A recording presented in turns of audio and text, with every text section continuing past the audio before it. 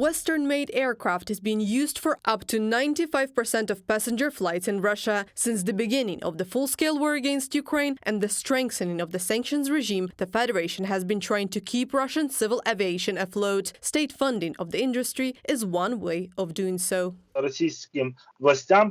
Russian authorities had to fill the Russian aviation market with money, and this aid is estimated at about $4.5 billion, just in order to maintain these passenger flows. Because, according to various estimates, the passenger traffic, which in the 2021 was almost 100 million passengers, was expected to be about 74 million in the 2022. But Russian airlines managed to carry 25 million only because the support of state-owned companies made it possible to reduce the cost of tickets on domestic flights. The state ruble allowed prices not to skyrocket, but the rise in prices still hit Russians. The average price for flight in an economy class cabin inside the country in 2023 increased by more than 22%.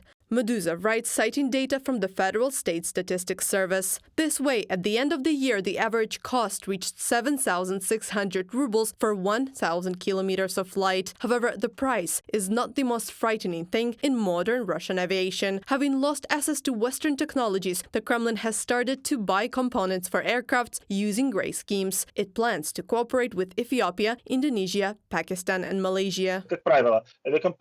As a rule, airlines buy new spare parts, and those parts that can still be used and were not broken down. They pretend to be broken on the documents, they write them off and secretly import into the territory of the Russian Federation for further installation on those aircraft. That way they continue to fly, however, obviously with a lower flight resource.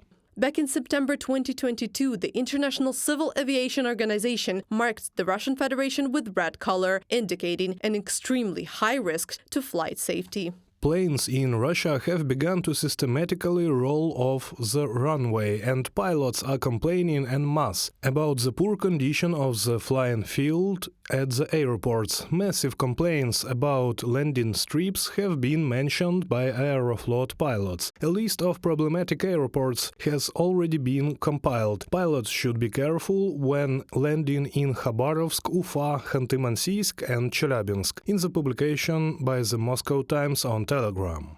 Things with military aviation are no better in Russia. On January 17th alone, 2 military helicopters crashed in one day. As a result, 1 person died and 7 were injured. Reported by Anastasia Tarnavska, Larisa Zubenko, UATV News.